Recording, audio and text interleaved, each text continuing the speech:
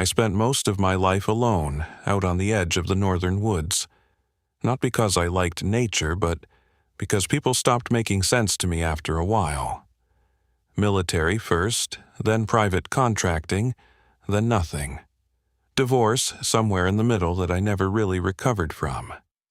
You learn to live without noise after that. Or you think you do. The property I ended up on was cheap because no one wanted it. 10 acres of mixed timber and old pasture, fenced badly by the previous owner who'd given up halfway through trying to keep deer out. The house was a single-level slab structure, built in the 70s, with plumbing that groaned like it was remembering better days. Behind the property line, about 40 yards into the trees, there was an old livestock fence. Not mine originally.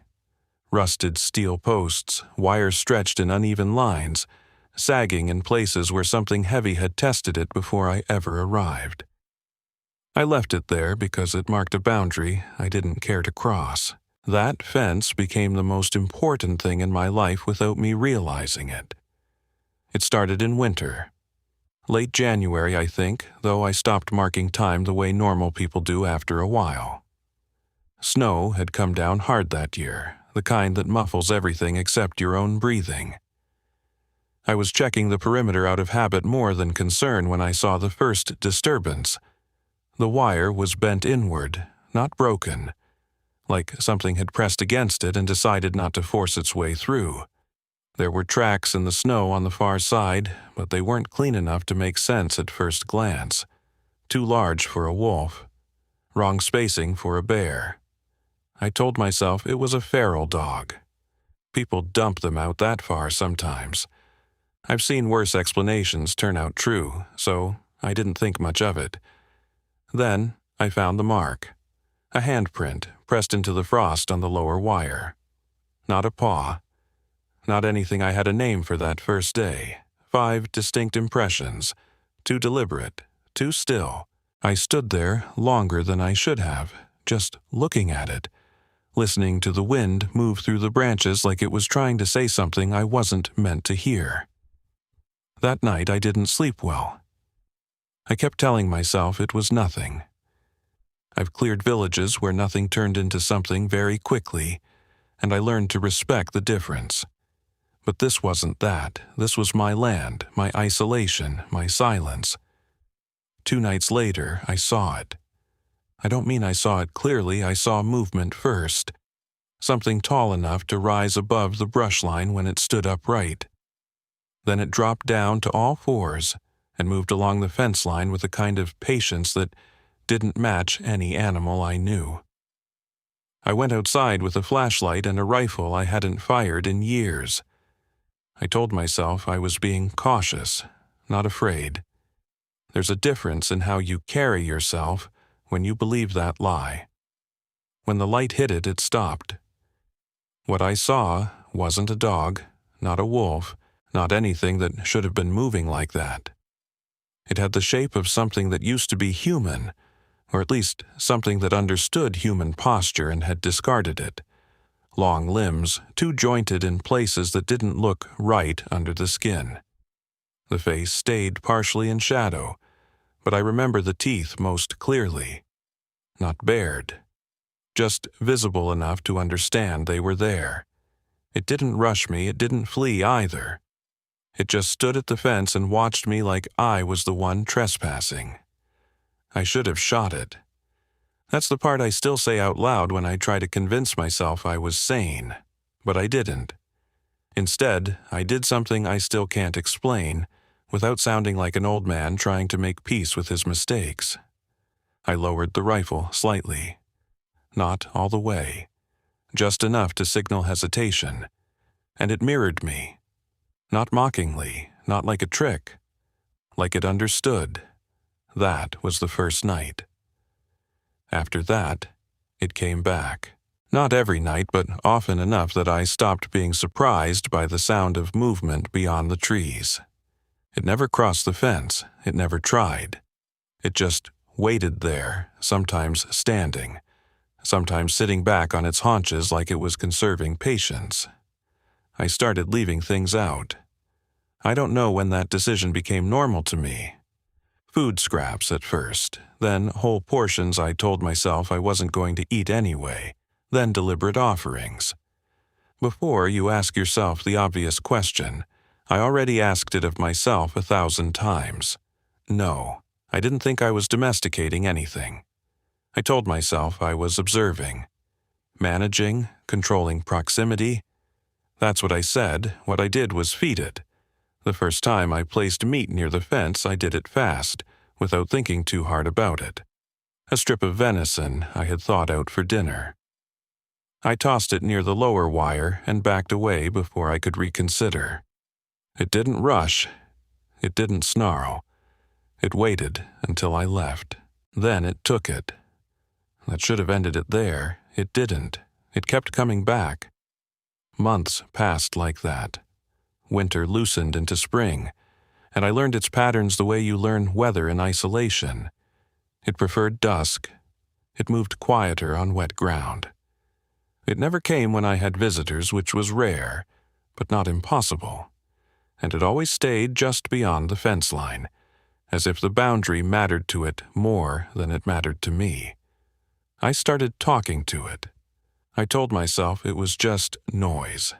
Humans do that when they're alone too long. You start assigning intention to silence. I would sit on the porch some evenings and say things I never meant to be answered, about nothing. About old deployments. About my ex-wife's laugh before everything turned sour. About the fact that I couldn't remember the last time I'd spoken to someone who knew my middle name. It listened. Or at least it stayed. There were moments I swore it reacted. A shift in posture when I mentioned certain words. A tilt of the head when I spoke too long about leaving. Once, I think it growled softly when I laughed at my own joke about YouTube algorithms and how they probably would have banned me for feeding whatever this is. That was the closest I ever came to humor in those years.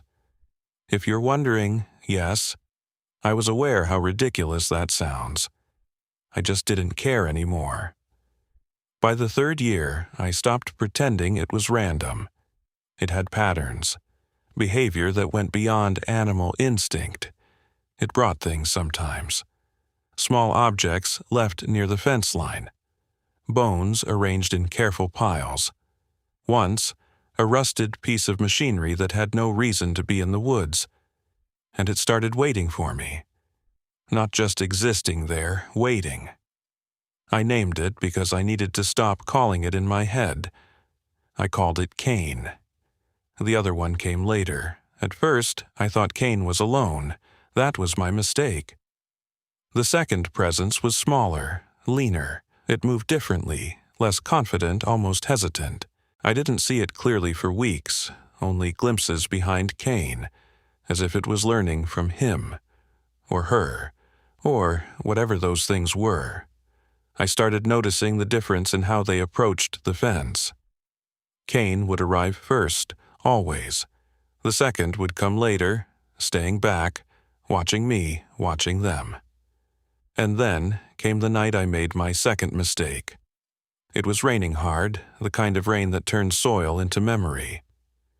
Cain arrived soaked through, standing at the usual point near the fence, but the second one was not behind him. Instead, there was something in his mouth. At first, I thought it was a carcass. Something small, then it moved. Cain dropped it carefully at the base of the fence and stepped back. It wasn't prey, it was a child's backpack. That was the moment everything in my life shifted in a way I still don't have language for. I remember stepping off the porch without thinking, flashlight shaking in my hand. I remember the mud pulling at my boots. I remember telling myself it had to be from somewhere else, carried in, stolen, scavenged. But the zipper was open, and inside were drawings, crayon sketches on folded paper, trees, houses, stick figures. One of them was labeled in uneven handwriting, Home. Cain stood still as I picked it up. The second one appeared then, just behind him, moving slowly into the light. It was holding something smaller. A shoe, children's size, wet, dirty, carefully carried. I don't remember lowering the flashlight. I remember my hand going numb first. Like my body decided before my mind did that it didn't want to be part of what was happening. I spoke without thinking. "What did you bring me?" Kane tilted his head. The second one made a sound then, not a word, not fully, but close enough that my brain tried to force meaning into it. Something like found. That was the first time I understood I had never been the one in control of that fence line. Not once. And what I had been feeding for 12 years had not been coming for food at all. It had been coming to be witnessed. The moment I touched that backpack, something in the air around the fence changed. Not in a dramatic way you'd notice immediately. More like pressure shifting in your ears before a storm breaks. Kane didn't move. The smaller one didn't retreat either. They just watched me hold something that clearly didn't belong in my world anymore. I told myself there were a dozen explanations. That was my default setting back then. Military habit. When something doesn't fit the known pattern, you force it into one until it stops being dangerous. Lost hiking gear, illegal dumping, some cruel coincidence. But none of those explanations accounted for the care. The shoe hadn't been dragged. It had been carried. The backpack wasn't torn apart like scavengers would do. It had been opened. Deliberately, almost gently. I set the backpack down slowly near the fence and stepped back up toward the porch. My legs felt like they belonged to someone else. I kept the flashlight trained on them longer than I should have. Like light alone could enforce rules that didn't exist anymore. Kane didn't take his eyes off me. That night, I didn't sleep. I sat in the chair by the window with my rifle across my lap and watched the tree line until the first gray of morning started leaking through the woods. Nothing came closer, nothing moved. But I still felt watched the entire time, like the forest had stopped pretending I was alone in it. By morning, the backpack was gone. No tracks leading away, no disturbance in the snow-mud mix near the fence. Just empty ground where it had been placed, as if it had never existed at all. That should have been the point I walked away from all of it. Instead, I did the opposite. I started documenting. I don't mean scientific documentation, I wasn't that delusional yet, just notes. Dates scratched into a weathered ledger I used to keep track of fuel deliveries and fence repairs. Simple entries at first. Observed at fence. Returned at dusk. Accepted venison. That was year 1 in writing. By year 2, the entries got longer. Not because more was happening, but because I needed to convince myself I wasn't losing detail. Humans do that when they're scared of forgetting something important. They over-record the mundane. Kane became consistent, predictable. He arrived roughly every third evening, sometimes alone, sometimes with a smaller one trailing behind. At a distance, I started measuring without meaning to, 15 to 20 feet back. Never closer unless Kane was already still. I started noticing differences between them the way you notice cracks in glass long before it breaks. Kane was dominant. Always forward. Always still when watching me. The smaller one was curious. That's the only word I ever found that didn't feel wrong. It would tilt its head toward sounds from the house. Once, it placed a hand, something hand-shaped at least, against the fence wire as if testing it. I named it Abel without thinking.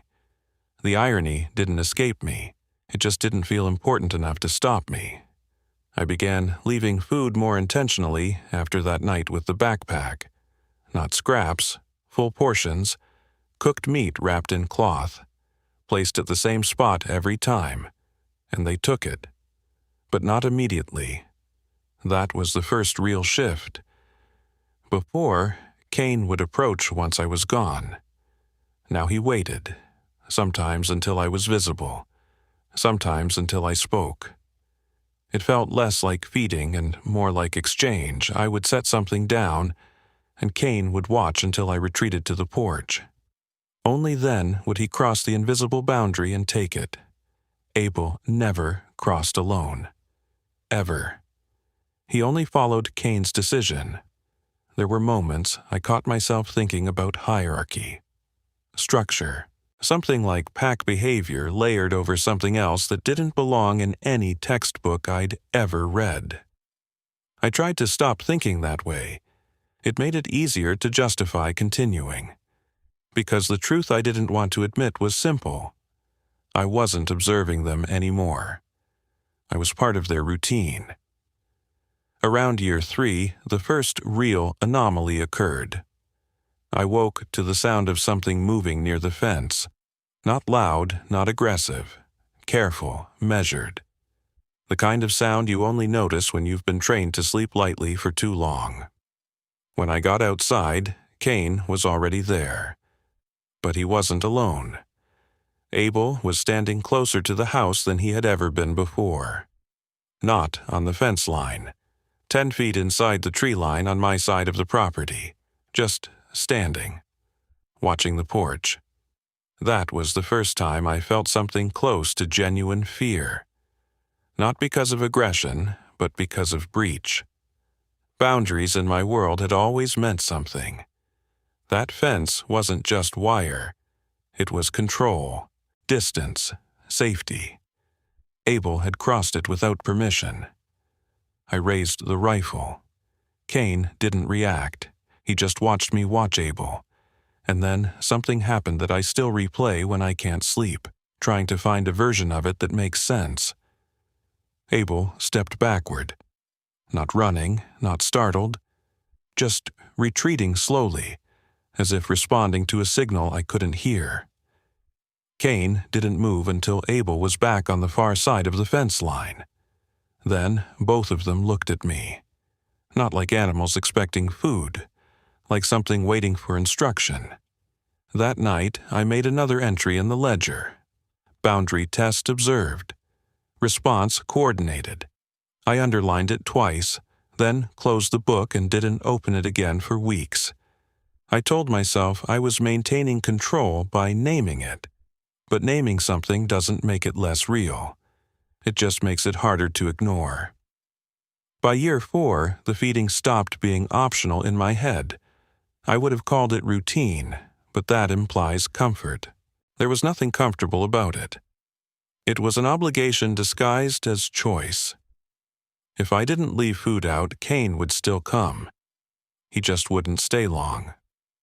And when he didn't stay long, Abel didn't appear at all. That was the first dependency I allowed to form. I started rationing deliberately, tracking their visits, adjusting portions, like I was responsible for something that had already decided I was involved. The worst part wasn't fear anymore, it was familiarity. Cain would arrive, and I would already know roughly how he would stand, how long he would wait, which direction Abel would emerge from if he came at all. I started predicting them the way you predict weather patterns you've lived under too long to respect, and I stopped questioning why I was still doing it. There were small moments of rupture in that stability. Once, Abel brought something back. A deer leg, cleanly severed, no tearing, no scavenger marks. He placed it at the fence and waited. Cain didn't move until I approached. When I did, Abel made a sound I had never heard from him before. Not aggressive, not fearful, impatient. Cain turned his head slightly toward him, and Abel went still immediately. That was the first time I understood something I didn't want to understand. Whatever hierarchy existed between them wasn't instinctive. It was enforced. Not by me, by Cain. Years passed like that in compressed silence, seasons layering over each other, snow melting into mud, into dust, into snow again. My life shrinking around the fence line until everything meaningful happened within sight of it. I stopped inviting people over entirely. Not because I feared discovery, but because I couldn't explain the absence of normalcy anymore. The questions would have been worse than the answers. Then came the first sign that something outside my property knew. It was a radio broadcast. Emergency weather channel. Static heavy, barely audible through interference. I only caught fragments while repairing a section of wire on the north side. Missing persons report last seen in wooded perimeter regions, search teams report. The rest broke into static. I stood there longer than I should have, listening to nothing, feeling something I couldn't name settle in my chest. That evening, Kane came earlier than usual. He didn't wait for me to appear. He was already at the fence when I stepped outside, and for the first time in years, he didn't bring anything with him. He just stood there, watching the house. Abel arrived later, slower than usual, and stayed further back than normal. But this time, something was different in the spacing between them. The rhythm was off, not broken, adjusted, like they were waiting for me to notice something I hadn't been told yet.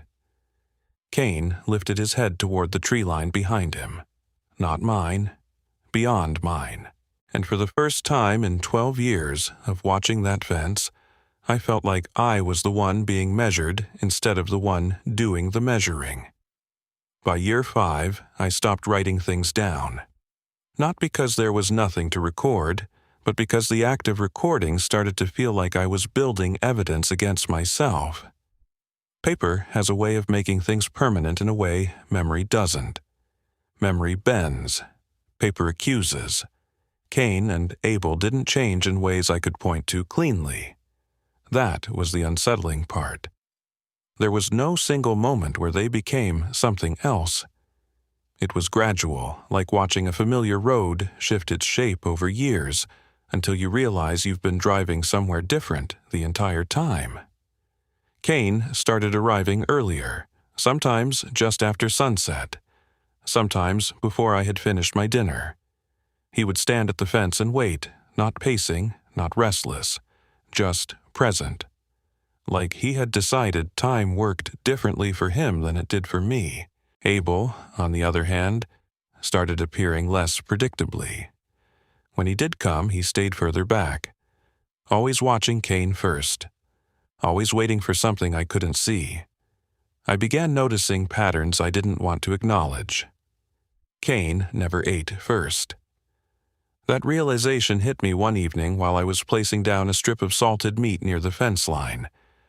I remember pausing mid-motion, hand hovering above the ground, because something about the routine suddenly felt wrong in a way I couldn't articulate. Kane was already there, but he wasn't looking at the food. He was looking past it, at Abel. Abel was crouched further back in the tree line, partially obscured as usual. But this time he didn't move forward immediately like he normally would.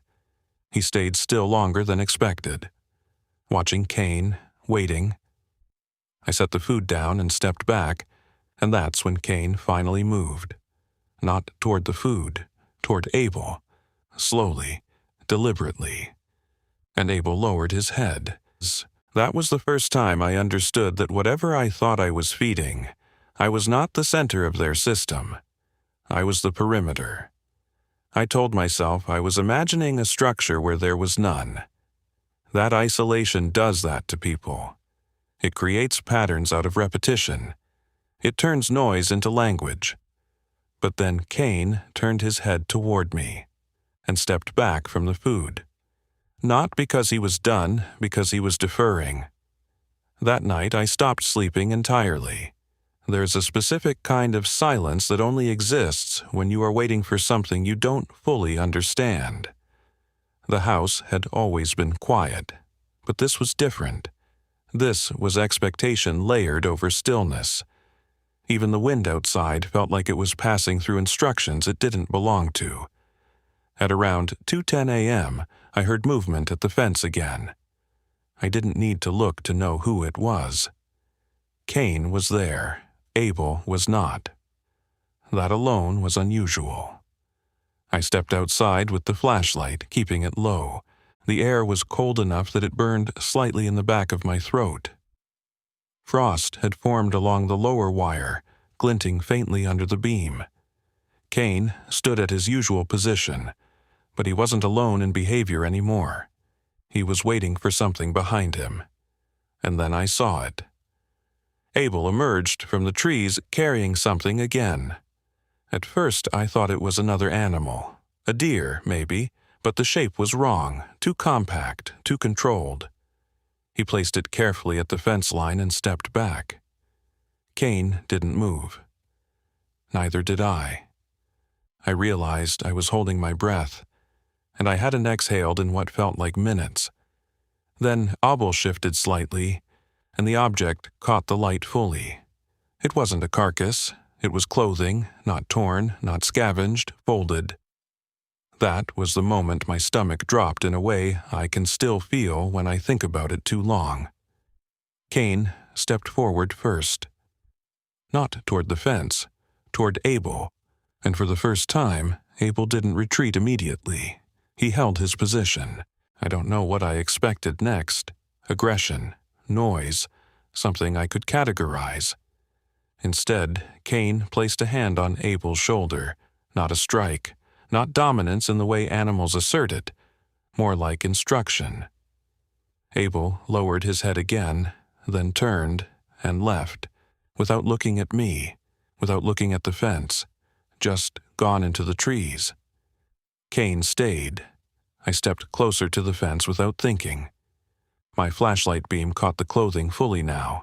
It was a jacket, child-sized, mud stained at the sleeves.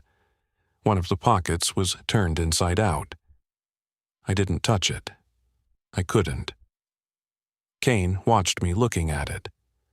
And for the first time in years, I felt something shift in him that I didn't understand. Not aggression, not curiosity, recognition. That's the word I didn't want to think. Recognition. I backed away slowly. Cain didn't follow. He just stood there until I reached the porch again. Then he left. That night changed something fundamental in how I understood the fence, because I had always assumed I was participating in a cycle of exchange.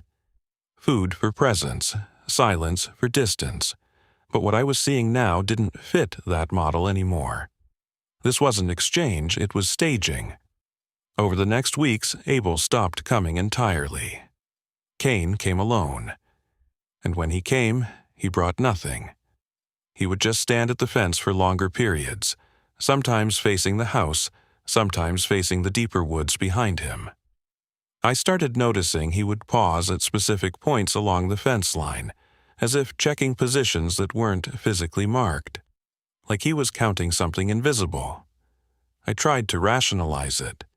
Territorial behavior, seasonal migration, anything that didn't involve intention. But the problem with intention is that once you recognize it, you can't unsee it. One evening, I heard voices beyond the tree line. Not clear speech, fragments, muffled through distance and foliage. I stepped outside immediately, rifle in hand, but I already knew before I got to the fence that something had changed again. Cain was there, facing away from me, toward the forest. And for the first time, I saw him completely still for an extended period without reacting to my presence at all. Then I saw why.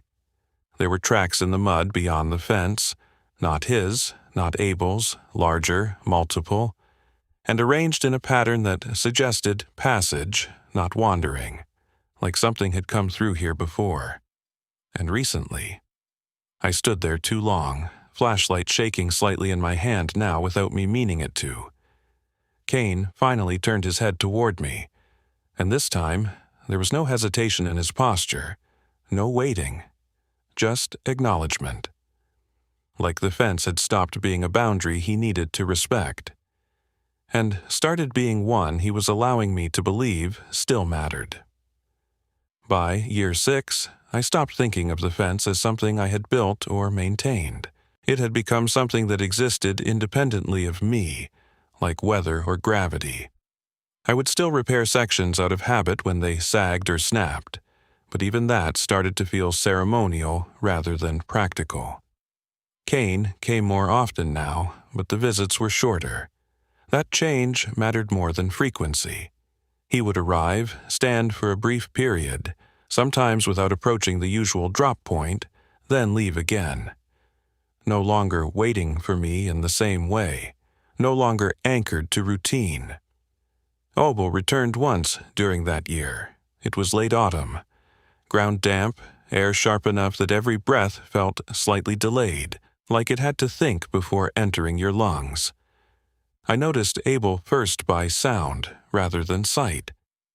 A faint shifting in the undergrowth that didn't match wind or small animals. When I stepped outside, Cain was already at the fence, and Abel was standing behind him again. But not in the same position as before.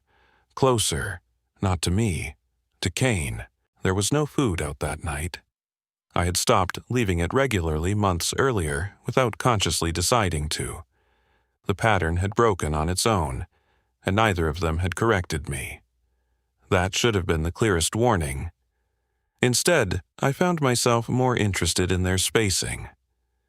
Cain stood at the fence line as usual, but his posture had changed, less passive, more fixed, like he was holding something in place rather than simply occupying space. Abel stayed behind him, almost aligned shoulder to shoulder but slightly offset, as if avoiding direct equivalence. I remember thinking absurdly that it looked like a formation. Not pack behavior, something closer to structure. Then Cain stepped back, not away from the fence, away from Abel. That single movement shifted everything. Abel moved forward immediately into the position Cain had vacated, not crossing the fence, just occupying the nearest point to it. And Cain did not interfere. He watched. That was new. Up until then, Cain had always been the reference point, the constant. Abel followed him, deferred to him, and reacted to him. Now, Cain was observing Abel occupy a role, like transfer had occurred. I lowered my flashlight slightly without realizing it. The beam caught Abel's face fully for the first time in a long while. The details were still wrong in ways I never got used to. The proportions suggested human familiarity that had been distorted rather than replaced. But what unsettled me most wasn't appearance. It was attention. Abel was looking directly at me, not at the light, not at the fence, at me. Cain turned his head toward the forest behind them again, briefly, then back to me, then back to Abel, as if checking alignment. I spoke without planning to. "Where is it?" The words left my mouth before I understood what I meant by them. I wasn't even sure I knew what it referred to. The backpack, the clothing, the pattern that had started forming too large for me to ignore. Abel tilted his head slightly. Cain made a low sound then. Not a growl, not warning, correction. Abel stepped back immediately. That reaction was instantaneous. Clean, practiced. I felt something tighten in my chest that had nothing to do with fear in the traditional sense. It was recognition of the system, of rules I had never agreed to but had somehow been living inside for years. I backed up toward the house slowly, never turning fully away. Cain didn't follow. Abel didn't advance. They stayed at the fence. But something had shifted in how they occupied it. That night, I didn't stay inside. I sat on the porch until morning with the rifle across my lap. Not because I expected an attack, but because I didn't trust what would happen if I stopped observing. Near 3 a.m., I saw movement beyond them. Deeper in the trees, not Cain, not Abel, something else. It wasn't close enough to identify clearly, but it moved with a different cadence. Less grounded, less deliberate, more erratic in micro-adjustments. Like something unfamiliar with the terrain trying to move through it without revealing itself. Cain reacted first. He turned toward it, Abel followed a fraction of a second later. That delay mattered. Cain stepped away from the fence. For the first time since I had known him, he broke position without any interaction from me. He moved a few steps back into the tree line on their side, stopping at a point that placed him between Abel and whatever was approaching. Abel remained at the fence line, still facing me, still watching. Then the sound came. Low, not loud, but heavy enough that it seemed to compress space around it, like something large breathing through a narrow passage. I stood up without thinking. The flashlight beam shook slightly as I lifted it toward the trees beyond Cain. I saw nothing clearly, but I saw enough movement to understand scale was no longer guesswork. Cain made a sound again. Different this time. Shorter. Sharper. Abel finally turned his head toward him, and for the first time, Abel hesitated, not in obedience, in decision. That hesitation lasted less than a second. Then Abel stepped away from the fence. Toward Cain. Not toward the forest sound. That was the moment I understood the hierarchy was not fixed anymore. It was being tested. The sound in the forest shifted again. Closer now, and Cain moved further back without retreating fully, positioning himself deeper between Abel and the unseen presence, as if drawing a line that wasn't the fence. I realized then something I should have understood much earlier. The fence was not the boundary. It was the observation point. I was not inside their system. I was the thing they were organizing themselves around, and whatever was beyond the trees was something even Cain did not fully control. That was the first night I stopped believing I was dealing with two entities, and started suspecting there had always been more. By year 7, I stopped reacting to their arrivals as events. Cain coming to the fence had become as ordinary as the generator kicking on during a storm. The difference was I still understood how the generator worked.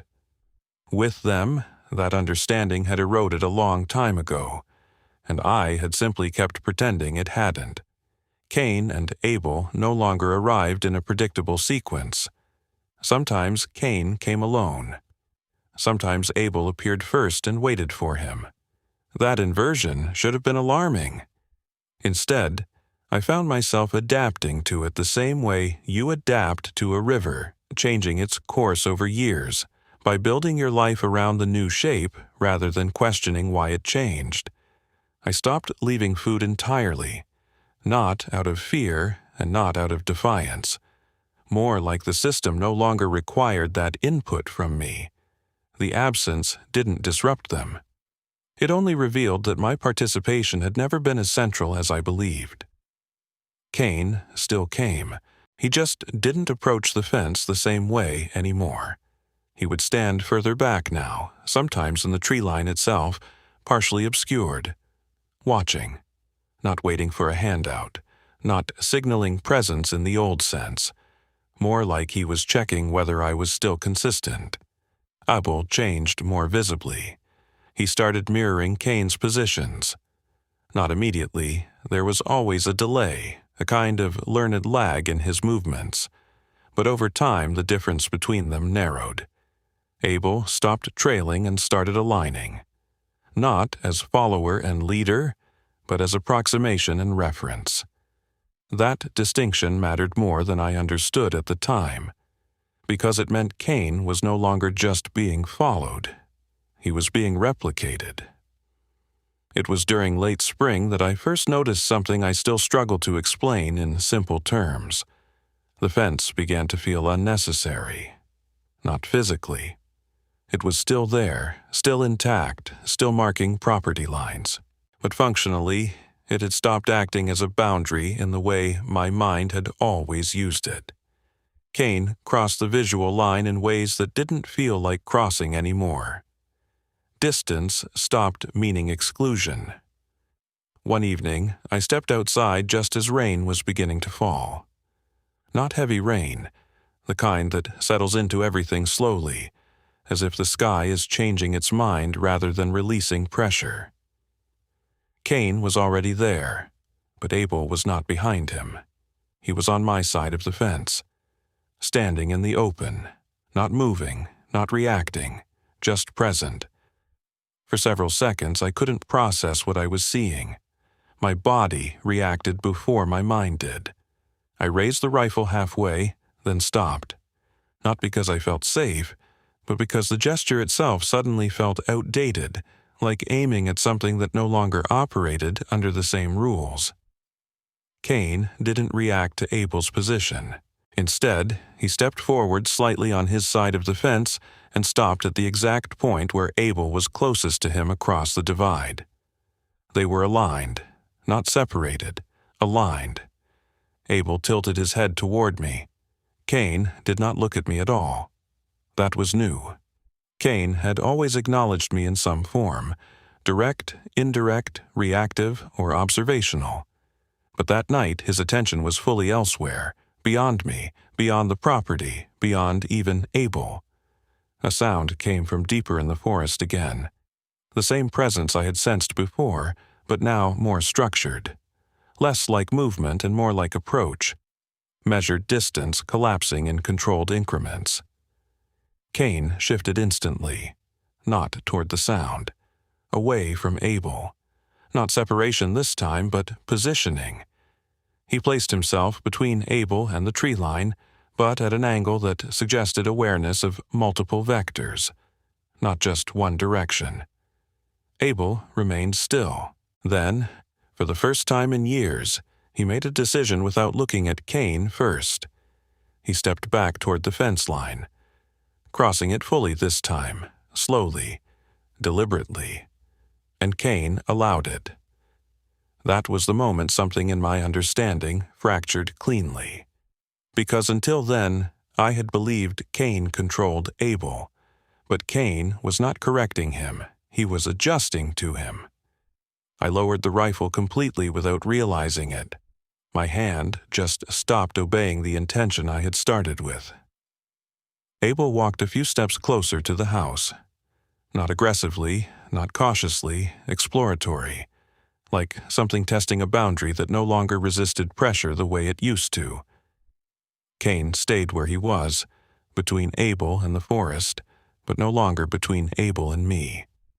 That subtle shift mattered more than anything that had happened before it, because it meant the axis of concern had changed. I was no longer the reference point.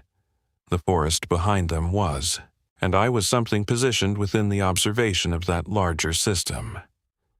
Abel stopped about halfway between the fence and porch.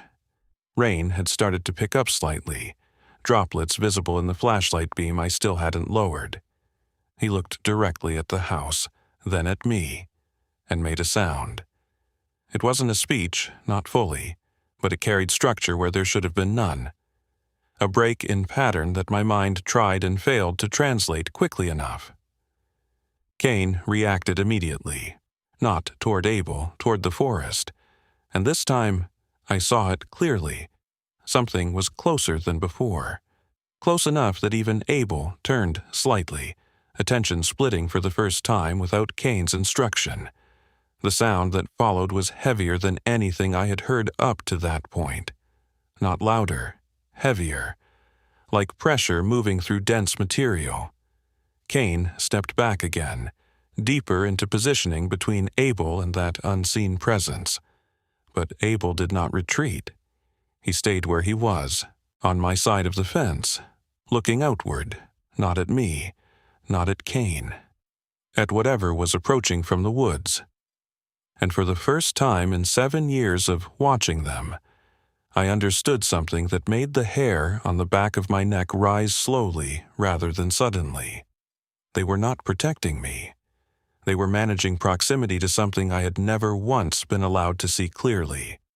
And Abel had just chosen alignment with the wrong side of that management.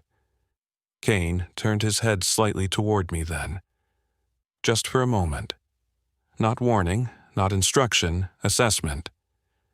Then he turned back toward the forest and waited. Like whatever was coming next was not something he could stop, only contain. By year 8, I stopped sleeping in any meaningful sense. The house still functioned around me, pipes, electricity, the old generator coughing awake when storms rolled in. But my life had narrowed to the hours between dusk and dawn, when Cain usually arrived and the forest started to feel like it was holding its breath. Abel didn't stay on one side anymore. That was the first thing I noticed that year. He crossed the fence line freely now, sometimes standing on my side for hours without moving, sometimes vanishing into the trees with Cain, and reappearing later as if distance no longer applied in the way it used to. The fence itself had become irrelevant in practice, even if it still stood in structure. I stopped repairing it entirely. A few wires sagged low enough that deer moved through without resistance. I told myself I should care. I didn't. Cain's behavior changed in a way that felt less like evolution and more like withdrawal. He spent longer periods away from the fence entirely, only returning when Abel was already present. It was no longer clear who was initiating contact. It felt more like I was witnessing scheduled convergence points between systems I didn't design. One evening, I found something placed directly on my porch. Not dragged, not dropped, placed. It was a piece of bark carved into. Deep grooves etched into the surface in a pattern I didn't recognize at first. When I turned it under the light, I realized it wasn't random. It was directional. Lines converging toward a central mark, a point of focus. Cain was at the fence when I stepped outside with it. Abel was not visible. For the first time in years, Cain did not approach the boundary at all. He stayed back in the tree line, watching me hold the object. And then he did something I had never seen before. He left. Not abruptly, not an alarm. Just turned and walked into the forest without hesitation, as if my presence was no longer relevant to the immediate situation. Abel arrived minutes later. He stopped at the fence line and looked at me, then at the bark in my hand, then beyond me, toward the house. And he made that sound again. Slightly clearer this time, almost structured enough to form repetition in my memory. Not language, but close enough to feel intentional. That was when I realized the pattern on the bark matched something I had seen earlier that year in a place I hadn't thought about since construction of the fence decades ago. Old survey markers, half buried deeper in the woods, long forgotten. I had walked past them hundreds of times without noticing their arrangement, until now. Abel stepped back from the fence, not retreating, repositioning, like something had shifted from interaction to instruction. Behind him, deeper in the forest, Cain reappeared briefly at the edge of visibility, and for the first time, both of them were oriented in the same direction. Not toward me, not toward each other, toward something farther inland than I had ever gone, and I understood, with a clarity that felt physically uncomfortable, that the fence had never been a perimeter. It had been a threshold marking how far I was allowed to misunderstand what was already happening beyond it. By year 9, I stopped referring to Cain and Abel as if they were separate problems. That distinction had begun to collapse. What I saw at the fence no longer behaved like two independent presences sharing space. It felt coordinated in a way I couldn't reduce to a simple hierarchy anymore. Cain still arrived first, but not always in person.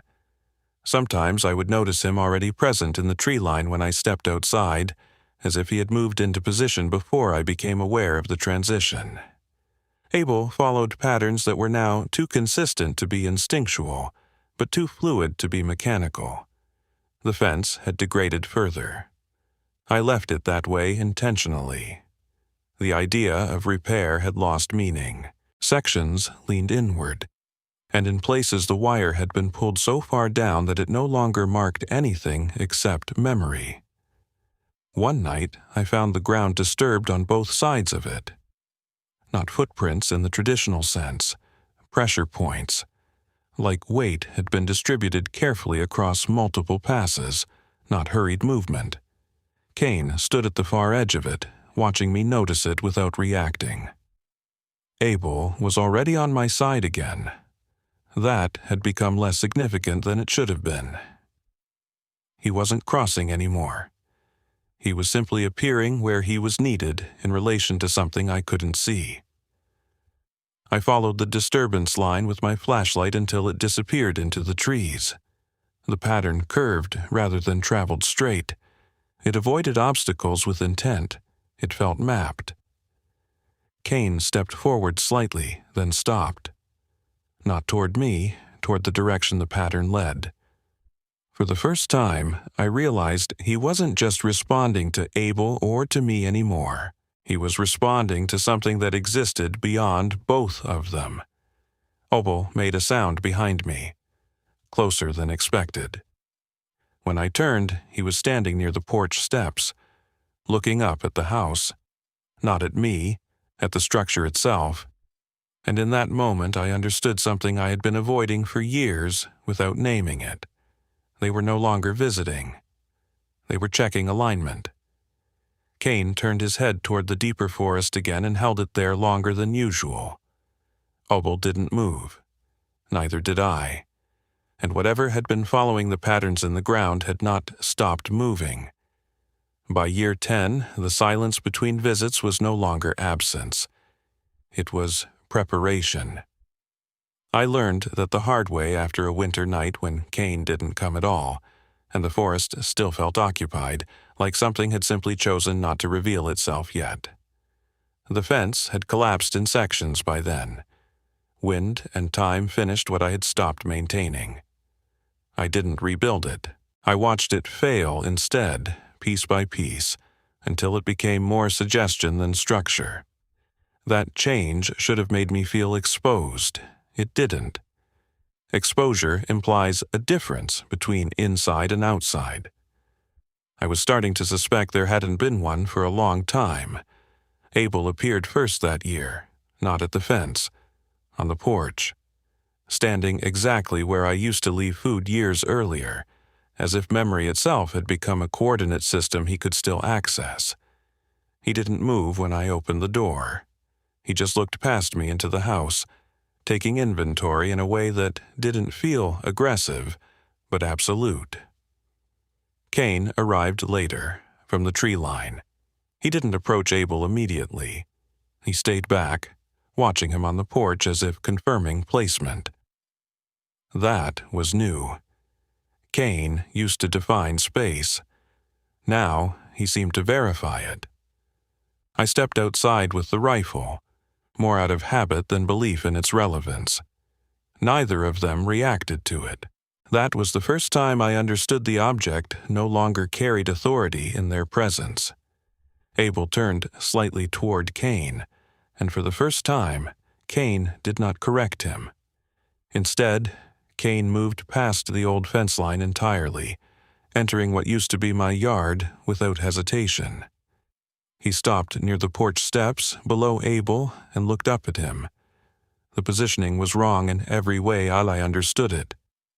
Kane had always been the anchor point. Now he was subordinate in space, even if not in presence. Abel made a sound then, low and structured, and Kane responded not immediately, but after a delay that felt like processing rather than instinct. I realized I was watching communication that didn't include me anymore. Behind them, deeper in the forest, something shifted again. Not closer this time, broader, like movement spreading rather than approaching. The same pressure I had felt for years was no longer localized, it was expanding. Kane turned briefly toward it, then stepped aside, not retreating, making space. Abel remained on the porch, and for the first time, I saw him look directly at the house in its entirety, not at me as a person, but at the structure as an object within a system he now understood well enough to evaluate. Cain stood below, watching both Abel and the forest beyond. And I understood, finally, what the pattern on the bark had meant. It wasn't a message, it was a directive, and whatever had been behind the forest all these years was no longer observing from a distance. It was arriving at scale. By year 11, I stopped distinguishing between night and day in any meaningful way. The house had become a fixed point in something that no longer behaved like time. I would wake when I needed to, not when I chose to. The forest dictated rhythm more than my own body ever did. Cain and Abel were no longer arriving. They were present. That's the only way I can describe it now. There were no longer clear entry points. No longer moments where I could say they came from somewhere and left somewhere else. One moment, they were not visible. The next, they were within range of sight. The transition itself had become unobservable. The fence was gone completely by then. Not just broken or collapsed, but functionally erased. The posts were still there in places, but the wire had either rusted away or been pulled into the ground in sections I never found the energy to investigate. What remained was a line of memory that I no longer trusted as accurate. Cain spent most of his time closer to the tree line than before, but even that description felt outdated. He no longer occupied a single consistent position. He would be there, then slightly offset, then gone again, as if his presence was being distributed rather than localized. Abel had changed in a way I struggled to process. He no longer deferred to Cain in the way I'd come to expect. That hierarchy had dissolved into something more fluid. Sometimes Abel would stand where Cain had been moments earlier.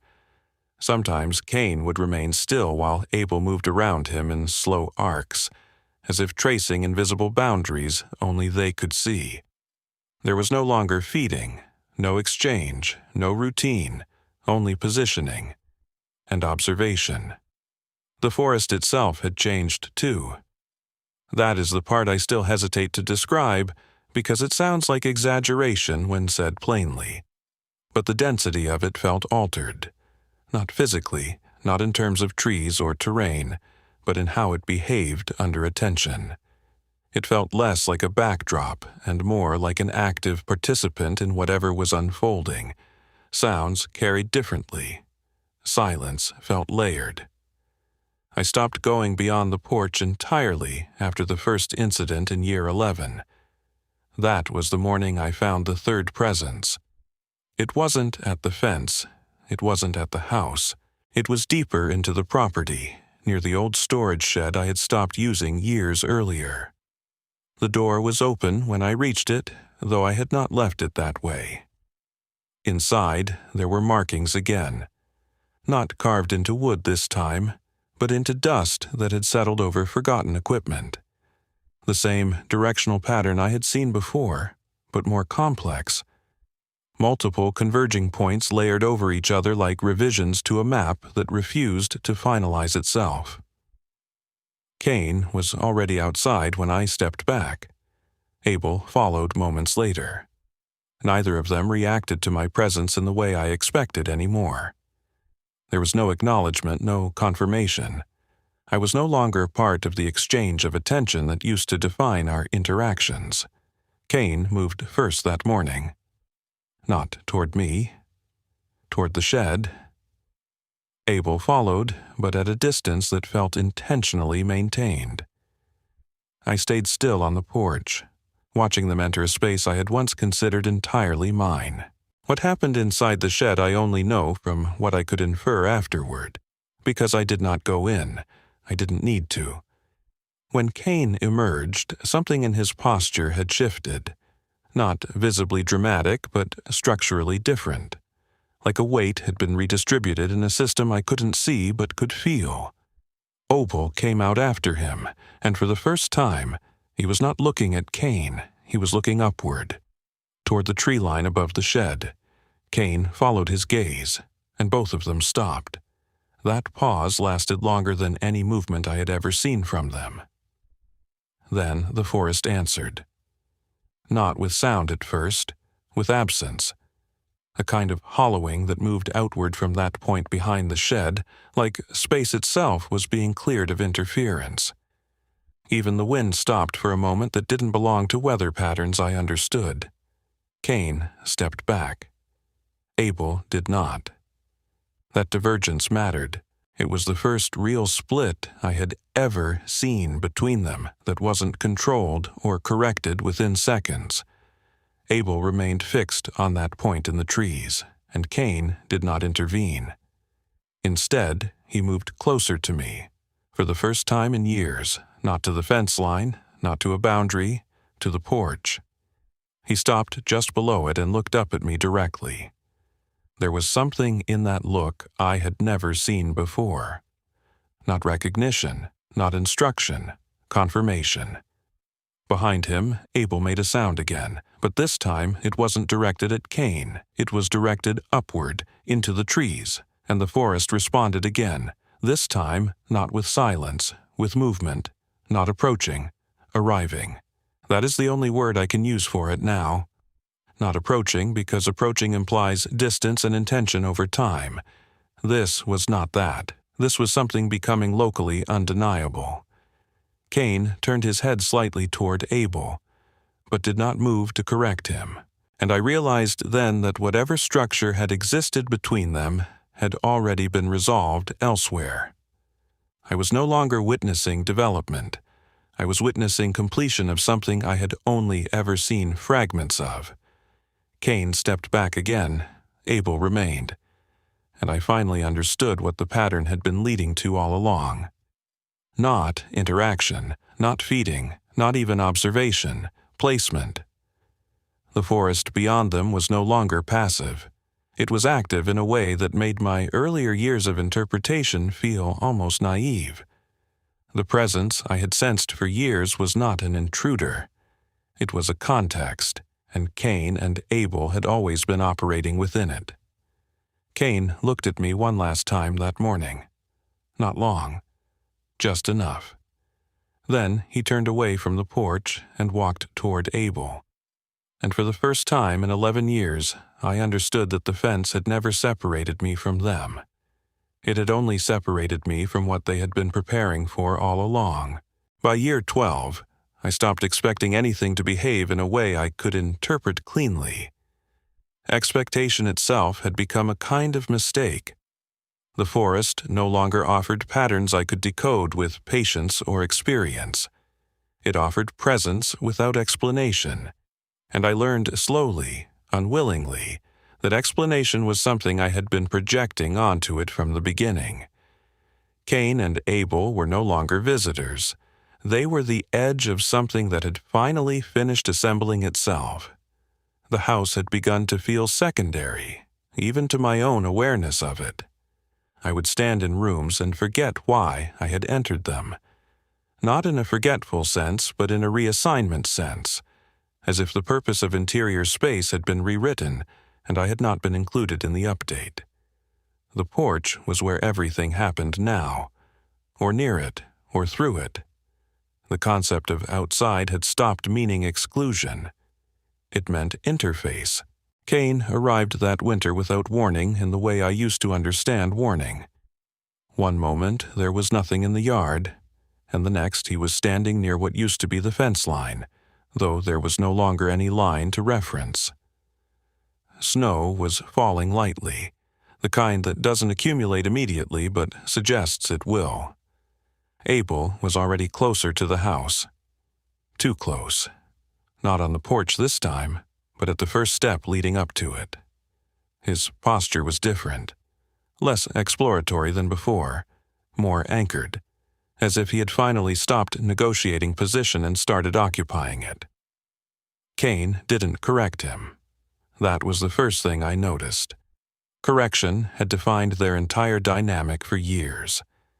Even when hierarchy shifted, even when roles blurred, Cain had always functioned as the stabilizing force. That morning he did not. Instead, Cain looked past Abel, toward me and beyond me, toward the house itself. The realization came slowly because my mind resisted it. They were no longer reacting to me as a participant. I was infrastructure. Abel stepped up onto the porch fully then, not quickly, not hesitantly, just decisively, as if crossing a threshold that had already been approved elsewhere. He stood there for several seconds without moving. Cain remained below, and for the first time I saw separation that wasn't hierarchical or spatial. It was functional. They were no longer part of the same process. Abel turned his head toward the house interior, and I felt something I can only describe as alignment pressure. Not physical force, not sound. More like attention being focused so precisely that everything unnecessary in its path became irrelevant. Cain made a sound then, low, controlled, not warning Abel, confirming something. Abel did not respond immediately. Instead, he looked back toward Cain, and then, for the first time in 12 years, he spoke something I could understand. It wasn't language in the way I would use it. It was reduced, compressed, stripped of everything except structure. One word, not pronounced clearly but unmistakable in intention. Open. I stepped back without meaning to. Cain did not move. Abel repeated nothing, he just waited. The forest behind them changed again at that moment, but not in the way it had before. This was not pressure or silence or presence. It was reorganization. The kind that happens when something large stops being distributed and starts becoming centralized. Snow fell, but it felt misaligned with the space it was entering, like weather arriving slightly out of sync with the world beneath it. Cain turned his head toward the tree line. And this time, he did something he had never done before. He lowered himself slightly, not fully, not submission in the way humans understand it, but acknowledgement of transition. Abel stepped forward again, into the house. I didn't stop him. Not because I couldn't, because stopping him no longer made sense as an action. He passed through the doorway like it was already open in a way that didn't depend on physical position. I remember hearing the floorboards inside shift under weight I wasn't tracking properly anymore. Not multiple steps. One continuous movement that didn't segment itself into discrete actions. Cain remained outside. For a long moment he did nothing. Then he turned away from the house and walked into the forest. Not quickly, not slowly, just completely. I stood on the porch, watching him leave, waiting for something to follow, something to resolve, something to finalize meaning. Nothing resolved. Abel did not reappear immediately. Instead, I heard movement inside the house. Not destructive, not chaotic, rearranging. That is the only word I have for it, rearranging. Objects shifting slightly in rooms I could not see clearly from the porch. Not displaced, not broken, adjusted. Like placement was being corrected according to a logic I had never been trained to recognize. I stayed where I was for a long time. Long enough that the snow on the porch rail began to melt slightly where I leaned against it, then refreeze. Eventually, Abel came back out. He stopped at the doorway, looked at me, and I understood then that whatever had been unfolding for 12 years was not about them entering my world. It was about my world being evaluated for compatibility. Abel stepped down from the porch and stood beside me. Not behind Cain anymore, not beneath him, beside. He looked toward the forest, then back at the house, and made no sound. Cain reappeared at the tree line minutes later, but he did not return to the yard. He stopped at the edge of visibility and waited, not for me, not for Abel, for something that had already begun to arrive in full. The air shifted again, not like weather, like recognition passing through structure. Abel turned slightly toward me one last time, and for the first time, I did not feel like I was being observed. I felt like I was being indexed. Cain stepped fully back into the forest then, and the boundary that had once defined my entire life ceased to function even as memory. The fence had been gone for years, but that morning I finally understood what its disappearance had meant. It was never removed, it was no longer referenced, and when something stops being referenced, it stops existing in any system that still matters. Abel remained on the porch for a long time after Cain was gone. Then, without looking back at the house again, he followed him into the trees.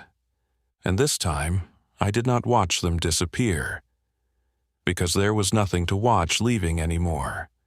Only the confirmation that what had been forming beyond my understanding had completed its local transition.